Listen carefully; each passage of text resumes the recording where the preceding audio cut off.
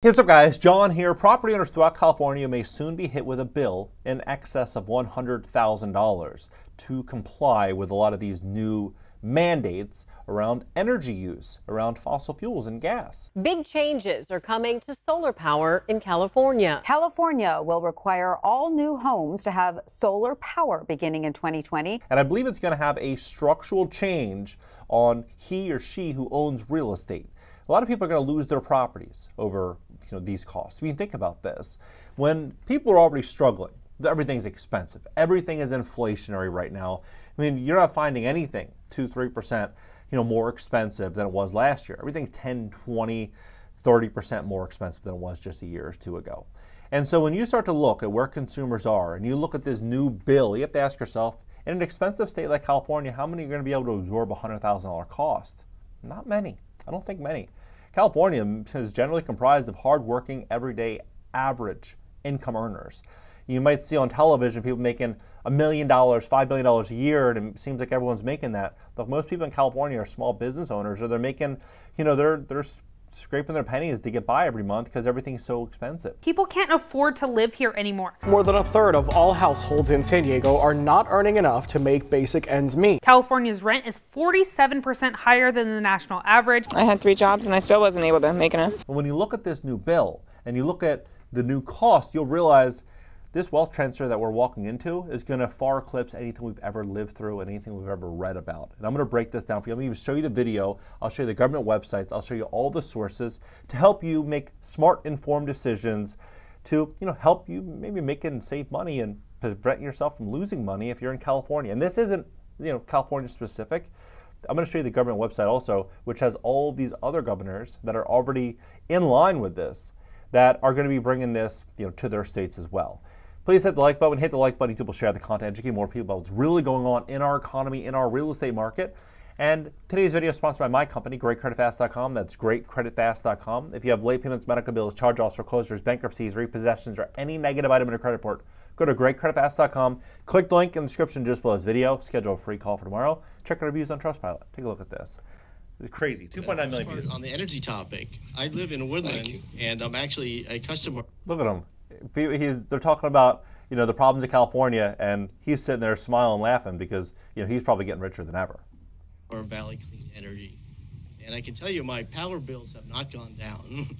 And I'm curious, when should California see some financial benefit to this transformation to renewables? Well, I think we have.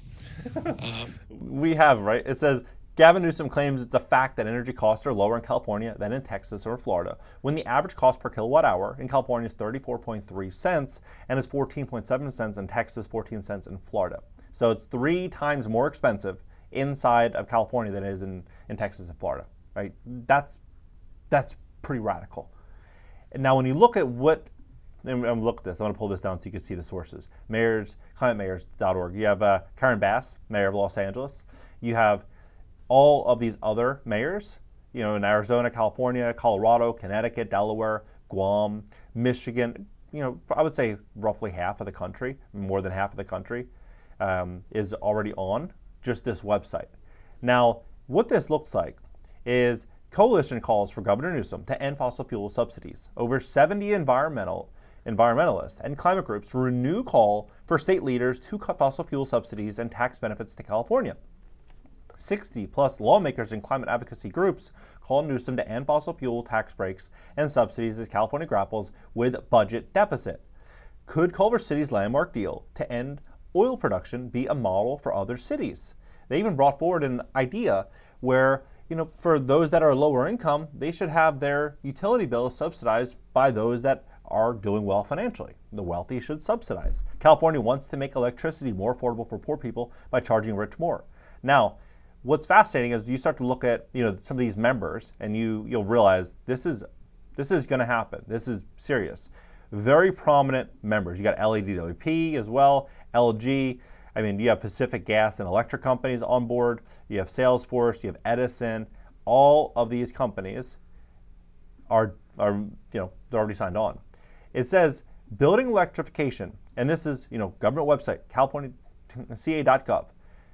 Building electrification significantly reduces carbon dioxide emissions and represents a necessary strategy to help California meet its decarbonization goals. California Senate Bill 100 requires 60% of California's electricity must be generated by renewables in the next 5.5 years. How is that going to happen? You think they're going to reduce the cost of energy and they're going to hit that target? No, the cost of energy is going to continue to go up, and it's going to force people to make a decision. How can I bring my cost down? Oh, well, I could switch to solar. That might help, right? That's what's going to happen. They're going to continue to turn up that water and make it hotter and hotter and hotter by the month until more people switch, more people transition. Then it says, after 3 years of steadily restricting natural gas use in California, San Francisco Bay Area communities have turned to a bigger goal, requiring existing buildings to go all electric. Now, when you look at this, it says implementing and enforcing building energy regulations and mandatory performance standards on existing buildings, including measures to reduce embodied emissions in buildings with benchmarking whole life cycle emissions, and incentivizing and implementing citywide actions towards grid decarbonization. Now you look at, who is who's funding, who are the partners, right? You'll start to see that they have significant partners. These aren't, some small players. You have the UK government. You have the Ministry of Foreign Affairs in Denmark. You have IKEA, Hewlett Packard, George here. You have Amazon, right? You have major players, FedEx. You have, it goes, even World Bank is on here. World Bank. This is significant. This is going to happen. Without doubt, it's going to happen. A handful of towns and cities in the region have begun requiring homeowners to install electric appliances and prepare their homes for future electrification when they replace their gas equipment or undertake renovations. So when you renovate your home or do anything, the new changes will be to switch, everything over. Some communities, and I guess the definition will be what they consider renovations, right? It could be a kitchen, it could be a roof, it could be, it'll be to be determined. Some communities have also set a target date for discontinuing gas services within their borders, a policy known as end of flow. Like an earlier all-electric campaign for new construction, the effort to electrify existing buildings is a partnership among cities, counties, and communities choice aggregators, or CCAs, which are government-run entities that prepare clean power for their service territories. Yet electrification advocates widely acknowledge that retrofitting buildings in California, one of the nation's top gas consumers, will be a longer and more costly endeavor, right? They say it's going to be a challenging process. Well, it's going to be challenging, sure, but when you look at the cost, it's going to blow your mind. Now, look at this. This came out June 17th. And this is electrification regulations for rental property owners and managers to watch. There are many recently passed electrification regulations in California for property owner managers to be aware of, particularly since some of them will affect existing buildings. For example, in the spring of 2023, the Bay Area Air Quality Management District, which covers 9 counties in the Bay Area, passed amendments which will ban the sale of gas water heaters starting in 2027. So in 2.5 years, you won't be able to do that. And gas HVAC systems starting in 2029. If you manage a rental property in the Bay Area and expect to replace a gas water heater anytime after 2026, you may want to look into the financial incentives that are currently available to help lower the cost. In transition from gas to electric. So we're walking into this thing full steam. Now, what's fascinating are the costs. They quote $73,000 in cost for this example. Now I know I said $100,000, but give me a second, I'll explain. So VS pool pump, $1,500, attic insulation, $3,400, $300 for LED lights, rooftop solar, $24,000, $16K for energy storage, heat pumps, and $26K, another $1,600, total $73,000. Now, this was in 2020.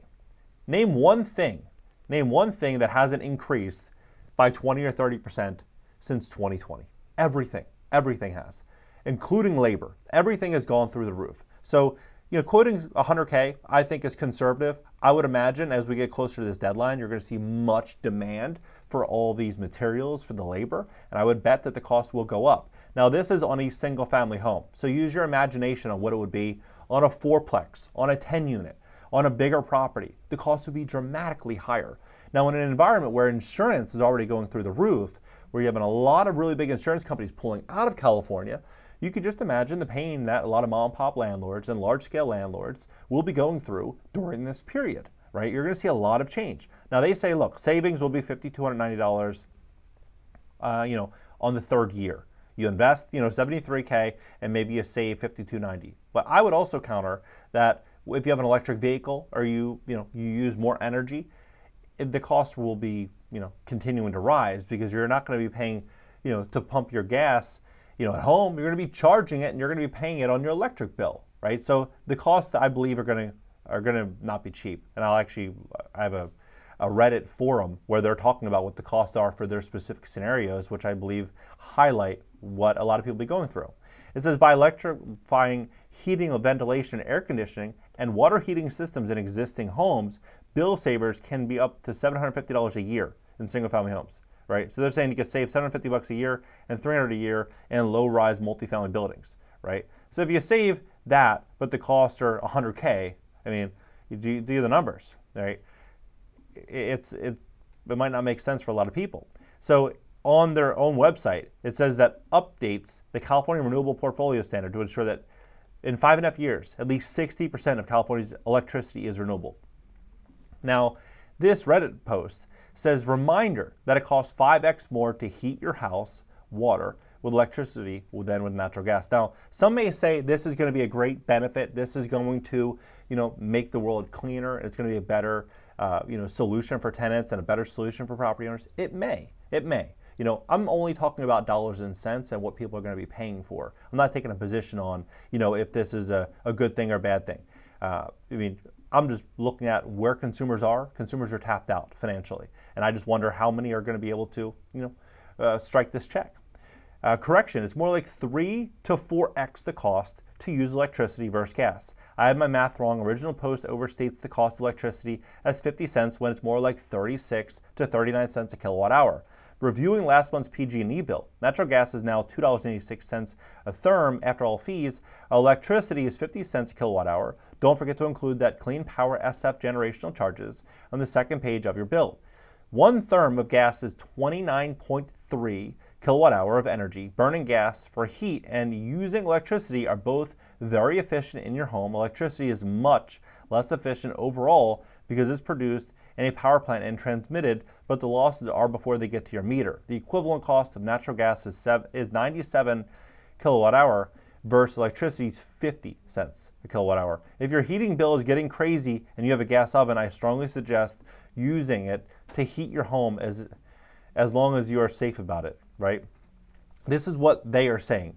Now, other people are saying, the prices aren't that bad. It might be a little bit more, but, agreed too poor to pay the extra $10 to $15 in breathing fumes, right?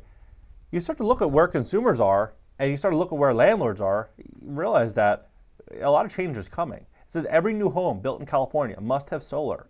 And this is, in the next 5.5 years, that generates electricity to meet the home's annual energy needs. Now, they say that 20% of, this is coming from existing buildings and real estate. So you imagine what's going to unfold. When you have an environment over the last several years, 2021, everybody wanted to buy real estate. Everyone wanted to be a real estate investor. They were buying multifamily properties with a 5% return or a 4% return in some cases in California. Then, they're just thinking rents are going to go up 10, 15, 20% a year and everything's going to be great. Then we enter a period where there's a 50-year high in apartment construction. You have tons of supply hitting the market. Rents are softening. The cost to borrow money went from 3.5% or 4%, back then to now it's 6 or 7%. Cost of insurance is through the roof. Taxes are going up, and now all these new property upgrades are going to be coming. It's a disaster for a lot of these landlords, a lot of homeowners. And I believe it's going to present an opportunity for those sitting in cash. When you look at Warren Buffett, he's sitting on more T-bills than the Fed. You look at these top executives, they're all cashing out billions and billions of dollars in stock. You have more CEOs stepping down now than in the last 22 years, according to CNBC. And they're all selling stock. You look at Airbnb, they're selling, their insiders are selling billions of stock. Why? Because they're walking into the biggest wealth transfer ever. That's why. What do you think about this entire situation? Let's have a conversation about this below. What do you think this will mean for property owners and investors? And if you'd like to fix your credit to position yourself for this wealth transfer, we'd love to help you at my company, greatcreditfast.com. That's greatcreditfast.com. If you have late payments, medical bills, charge-offs, foreclosures, bankruptcies, repossessions, or any negative item in your credit report, go to greatcreditfast.com. Click the link in the description just below this video. Schedule a call for tomorrow. Catch you next video.